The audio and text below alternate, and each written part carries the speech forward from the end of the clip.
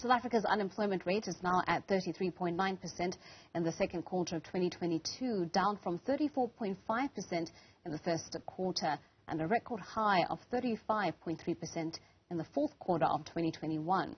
Despite this 0.6% decrease, the rate is still far too high. The quarterly labour force survey also found that South African women make up 49% of the unemployed population, with black women being the most affected. The Youth Employment Service is calling for the recognition and consideration of women in decision-making spaces, but mostly generally into the workforce. But how can we achieve this?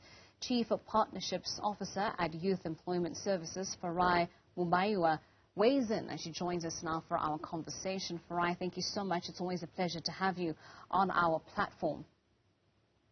Morning, Naz, and thank you so much for having me as well. It's really, really important that we can discuss and unpack these stats, especially in Women's Month and as we draw to a close. No, absolutely. I mean, there's tons of research, Farai, proving really that when more women work, economies tend to grow. We've seen this taking place in Europe, we've seen it taking place in Central Asia, and yet it does seem that in South Africa we're yet to catch on. Why is that? Why are we still struggling to implement this very basic principle? I think that there are numerous challenges which are serving as the barriers to actually how women can succeed and thrive within the economy. There's an aspect in terms of what are the cultural norms which hold women back from being able to access employment opportunities. There's also still a lot of the stigma which is attached in terms of numerous sectors where women can actually enter and play a part in. Moreover, access to opportunities within the country is incredibly limited. I am very grateful that there are more platforms which have come about, like YES, to actually increase the access, but access to opportunities within the country is overall very, very limited. So unless you have strong networks, unless you are within certain areas and the communities, your access to employment opportunities will be significantly low. One other aspect to highlight, though, is that networks form a huge part in how you can access employment opportunities. And because of our history as a country, because of your policies like the Areas Act, we are still so segregated in terms of who lives where, what networks can they access, what do neighbors around them do, what sort of work do they find themselves in, who are the role models within the communities we come from, and as a result, how do we then access opportunities of employment or of entrepreneurship with ease? So one can really write a thesis in terms of what are the barriers women face in South Africa to accessing opportunities for employment, especially black women. And I think what we definitely have to change and to accelerate as a country is that with black women, we are consistently affected by the unemployment crisis.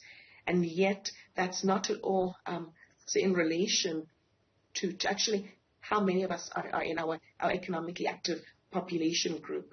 So we have to change that through some innovative ways, through policy changes, through programs like YES, which look at how do we create employment opportunities for young women across the board, including in your sectors which have not been historically seen for young women. And the more we can accelerate such initiatives, the greater change we'll see. But you're absolutely right that where we've seen countries which have high levels of women who are employed, that's led directly to economic growth.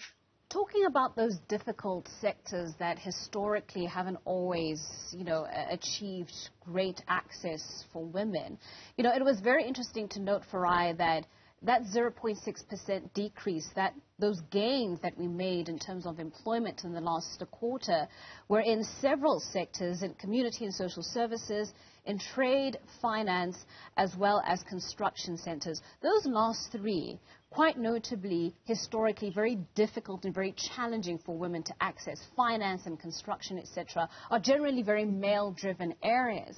So what are they doing right, I suppose, in terms of targeting women and trying to get them on board? Or what else could we be doing to get greater female participation in those sectors? So two things, right? One is that it's been really fantastic it's actually notice which of the sectors have increased the number of employment opportunities within this last quarter. And the sectors which they actually align with work that YES has done with presidency, where we've mapped up what are high growth industries within the country, what is the job potential of each of these industries, and how do we then accelerate employment opportunity within these industries? What are some policy levers we can look at, move and shift? What are some barriers and how do we remove those barriers?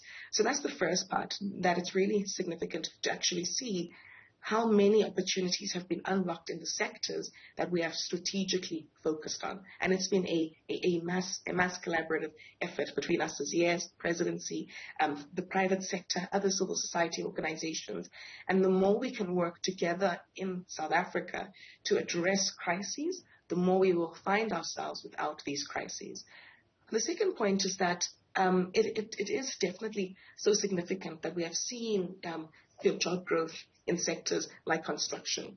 And I think what companies are doing right is two things. One is signing up with YES, where we definitely encourage you as you sign up to look at how you give more young women an opportunity. And the second is changing the face of that industry so that you can increase accessibility. And I want to just hone in on the YES part. YES has been in existence now for just over 3.5 years. In that time, we have created over 82,000 jobs for unemployed youth from the involvement of over 2,200 corporates. Of the YES youth, 58% of them are young women. And that's been something very deliberate and intentional on our part, because we understand that from an economic perspective, the more young women are employed, the more they have got income that they're earning in their household, the more not only their own household will be impacted, but the community as well. Really interesting as well about our YES stats is that 90% of our YES youth live in grant recipient households. So as a result, we've said, how do we intentionally shift that? How do we shift that reality? And we've been very specific in terms of how can we put youth, especially young women, into these traditionally male sectors. And so we've got young women who are working as drone pilots. In fact, our drones program has about 80% women who all go on to find permanent employment because of how key drones are within the economy. We've got young women as well who are working in manufacturing cell phones, manufacturing your sanitary pads, and then being able to distribute those within the community. We've got young women who are doing ICT and coding, which is absolutely key. So the more young women we can intentionally place into these roles to prove that girls can do anything, girls are so capable, the more we can change societal views, the more we can change these narratives that women are only limited to jobs in the social and care economy, for example. And the better we can do that and see that, what we're then seeing is actually increased employment rates amongst those women because they're in such high growth sectors which need longevity, and those women are then permanently employed within those roles. And as a result of that, other young women from the communities they come from also see examples of what does a young woman who looks like me do? And if she's a drone pilot, then I too am so capable. So there's so many different ways in which companies can be involved, in which we as YES are being involved as well. We're really working with many partners and corporates to say, let's massify employment opportunities intentionally, and let's ensure that they've got sustainability, especially for young women. So key. But thank you so much, Farai, for joining us this morning. That's the Chief Partnerships Officer at Youth Employment Services, Farai Mubaiwa, talking to us there about how we can get greater participation for women in our economy.